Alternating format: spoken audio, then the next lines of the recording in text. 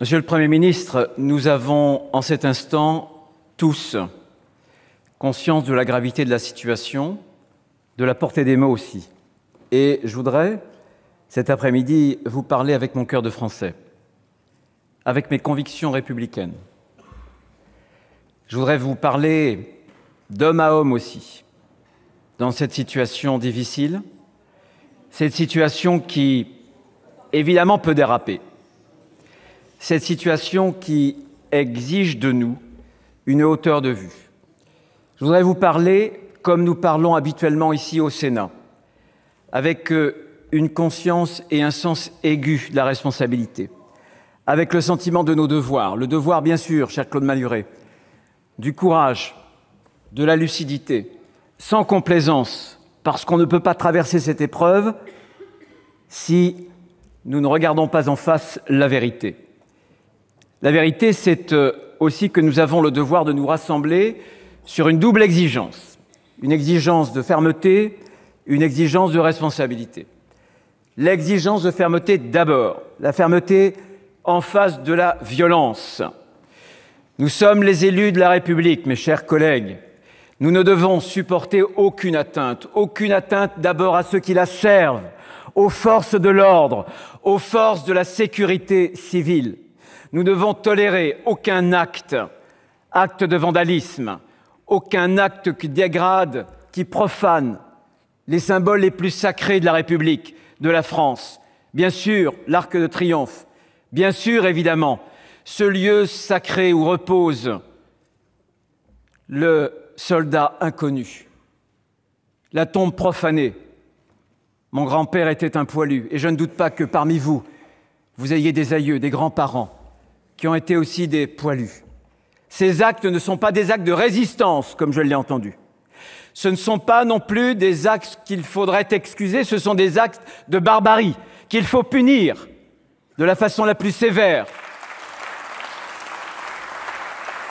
En cet instant, Monsieur le Premier ministre, ce que nous vous demandons, ce que nous demandons à vos ministres, c'est de casser les casseurs. Ils n'ont droit de notre part à aucune excuse. La force de la loi doit passer. Le Sénat fait des propositions, notre famille politique aussi.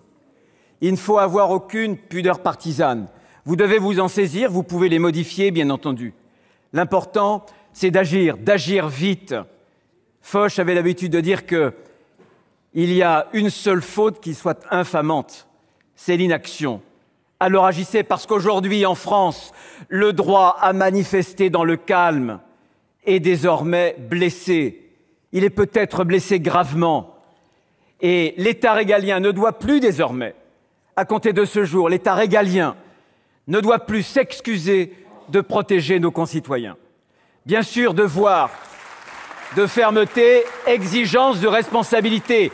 Nous l'avons eu, cette exigence. Depuis le départ, nous avons dénoncé les violences. Depuis le début, nous appelons au calme, et je le fais aujourd'hui avec tous mes collègues, quel que soit le banc, quels que soient les groupes, évidemment. Mais depuis le début, nous n'avons pas confondu.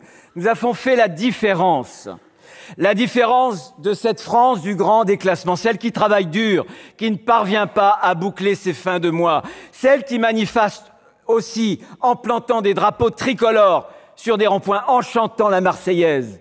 Bien sûr, nous ne confondons pas cette France du labeur, avec la France de l'ensauvagement, cette France qui profite du désordre pour piller, pour crier et surtout pour crier la haine de la République. C'est intolérable, bien sûr, et tous les groupes devraient le dénoncer comme tel, sans aucune fausse pudeur. Mais Monsieur le Premier ministre, pour ramener le calme, il faut aussi que, et vous me le permettrez, c'est ce devoir de vérité, que le gouvernement revienne aussi à une certaine réalité. Parce que depuis le début de cette grande colère, vous avez semblé en décalage. Cette colère, c'est une colère sociale. Elle est profonde dans ses causes. Elle est aussi inédite dans son mode d'expression, bien sûr. Et vous avez Vous avez été perçu, en tout cas, comme essayant de courir après les événements. Je pense que vous avez du mal à la saisir parce que vous vous êtes d'abord installé dans une situation de déni. Déni lorsque vous avez cru, vis-à-vis de nos concitoyens, expliquer que le cap était forcément bon et qu'il fallait simplement leur faire de la pédagogie, qu'à cette colère qui venait du monde d'en bas, il fallait répondre par des solutions d'en haut, un haut conseil du climat. Comme si finalement, il fallait répondre à cette exaspération par une solution technocratique. Comme si la promesse de dépassement du clivage n'était autre chose qu'une utopie technocratique. Comme si finalement, cette promesse d'un nouveau monde, c'était le remplacement du gouvernement inspiré, empathique, cher Jean-Claude Ruquier, des hommes, par l'administration froide des choses. Déni aussi sur votre responsabilité. Je ne nie pas, et je l'ai écrit, vous le savez, dans une lettre ouverte, que les racines de cette crise sont lointaines. Mais vous ne pouvez pas pour autant vous exonérer de cette responsabilité que vous avez. Nous avons, et ça a été souligné par Hervé Martial, 2 records européens et records mondiaux du monde occidental, record européen de la dépense publique. Et l'an prochain, Albéric de Montgolfier l'a souligné à plusieurs reprises, ce sera la première année depuis 10 ans où le déficit public, qui engendre toujours plus d'endettement pour les plus jeunes de nos générations, va à nouveau croître. C'est aussi le record du monde des impôts et des taxes. Et cette colère, c'est d'abord la colère du ras-le-bol fiscal, des Français qui se sont sentis piégés, qui se sont sentis finalement trompés. Et puis, après ce déni, il y a cette forme d'arrogance et parfois de mépris qu'on a appelé la verticalité. Les Français n'ont pas besoin qu'on leur fasse de la pédagogie pour savoir ce qu'est un impôt, savoir ce qu'est une taxe. Ils savent parfaitement. Qu'est-ce que ce nouveau monde, si ça n'a été le prétexte à détruire l'ancien, à enjamber, oui, à enjamber les corps intermédiaires, les maires notamment. Les maires, alors que nous avons une crise de la démocratie, de la représentation la plus difficile, les maires dans lesquels les Français portent encore l'essentiel de leur confiance, les partenaires sociaux, les présidents d'associations. C'était ce nouveau monde qui était soi-disant le meilleur des mondes. Et pour paraphraser Peggy, ce monde qui fait le malin, ce monde de ceux qui savent, ce monde de ceux qui n'ont plus rien à apprendre.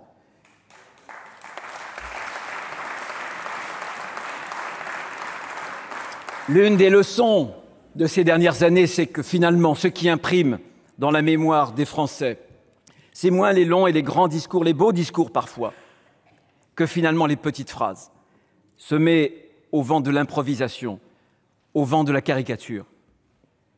Le déni, le mépris, mais aussi le sursis, avec beaucoup d'autres. Et nous nous sommes rencontrés, je vous l'ai dit. Marc Fesneau était à votre droite, si je me souviens bien. Le Sénat avait annulé la hausse de taxes. La hausse de taxes. C'est incompréhensible que vous ayez accordé un moratoire. Nous savions, vous deviez savoir, que c'était une solution trop faible, trop peu et surtout trop tardive, et qu'après ce moratoire, évidemment, on vous demanderait l'annulation. C'est ce qui s'est passé. C'est ce qui s'est passé. Et le geste que vous avez dû consentir, que le président d'ailleurs a décidé, ce geste-là, alors qu'il aurait pu paraître comme une main tendue, il est apparu comme une sorte d'aveu de faiblesse. Oui, je le dis et je salue devant mes collègues, devant nos collègues, je salue la décision du président de la République. Il n'y en avait pas d'autre à prendre. Et vous pourriez vous inspirer du Sénat qui, au moment du PLFSS, cher Alain Milon, avait réindexé les retraites, mais aussi les allocations familiales. Je ne sais pas si cette mesure, trop tardive, fera quelque chose. Est-ce qu'elle va calmer la colère? Peut-être que non. Ce que je sais, c'est qu'il y a beaucoup d'autres choses dans ce mécontentement. Il y a des forces qui sont à l'œuvre, en France et ailleurs. Vous avez ouvert les portes de l'abîme du mécontentement. Dans ce cri de colère, il y a aussi un cri existentiel. Le cri d'un peuple qui ne veut plus qu'on l'ignore. Le cri d'un peuple qui veut qu'on tienne compte de ses choix. Pourquoi la crise de la démocratie s'étend-elle partout en Europe et ailleurs? Parce que les peuples ont le sentiment que ceux qui les gouvernent ne les entendent plus, qu'ils sont insensibles à leurs souffrances, que les choix des dirigeants ne sont pas les choix des peuples. Il y a eu tant de grands sujets qui ont été décidés dans le dos des peuples. Bien sûr, on a cité parfois le traité de Lisbonne, et je le cite ici à cette tribune. On a cité aussi un certain nombre d'accords internationaux, des jurisprudences, l'accord de Marrakech sur l'immigration, dont j'espère que le gouvernement n'apposera pas sa signature. Les jurisprudences de grandes institutions internationales qui ont une vision anglo-saxonne du droit et qui ne nous correspond pas, tout simplement. Mes chers collègues, la crise de la démocratie, c'est tout simplement que les peuples ne supporteront pas éternellement qu'on leur dise que le diagnostic qu'ils font est faux, qu'ils doivent être rééduqués. Il faut entendre, bien sûr, leur colère. Si nous ne le faisons pas, croyez-moi, ils sauront nous le dire et nous le diront beaucoup plus brutalement. Alors, mes chers collègues, je pense que pour sortir de la crise, il n'y a qu'une voie. C'est celle de la nation. Il faut redonner du sens à la nation, il faut redonner du sens à l'unité nationale. Il faut donner du sens aussi à la République française. C'est notre bien commun à tous. Et pour redonner du sens, il faut aussi recréer du commun. Comment peut-on recréer du commun? Je vous donne quelques exemples parce que je les tire de l'actualité qui va nous intéresser et qui va faire en sorte que cet hémicycle travaillera au début d'année prochaine. D'abord, le modèle social. Recréer du sens, rebâtir du commun, c'est faire en sorte de réformer notre modèle social sans le déformer. Parce que dans une France profondément fracturée, après la guerre mondiale, toutes les forces en présence, des gaullistes aux communistes, la sécurité sociale a été créée comme un instrument de la démocratie, parce qu'il fallait signifier aux Français qu'ils étaient partie prenante du même destin, avec une belle devise, à chacun selon ses moyens, à chacun selon ses besoins. C'est pas parce qu'on est pauvre qu'on ne peut pas être soigné. Ça a été ça l'intuition de la sécurité sociale. Au moment où vous appauvrissez les retraités, au moment où vous continuez la déconstruction de l'universalité de la politique familiale, il faut vous en souvenir. C'est une déconstruction. Ne vous rapprochez pas du modèle anglo-saxon avec un filet de sécurité, un recentrage des aides sur les plus bas revenus. Ce n'est pas moi qui le dis, c'est M. Pisani-Ferry. Avec un éloignement des classes moyennes, parce que vous créeriez une fracture entre une société, la société de ceux qui payent toujours, des contribuables, et la société de ceux qui reçoivent. Ça n'est pas ça, le modèle social français. Penser le commun, c'est penser le social en France.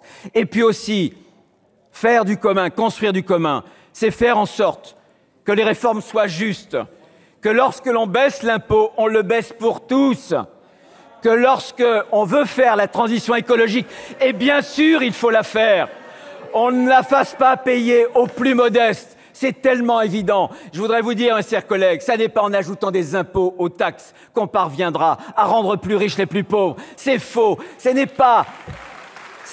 ne crée pas de richesse qu'on parviendra demain à distribuer du pouvoir d'achat.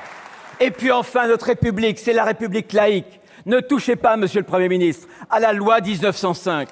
Parce que la République n'a pas à s'adapter aux religions, la République a à s'adapter au vote que nous ferons ici. Mais les religions doivent s'adapter à la République.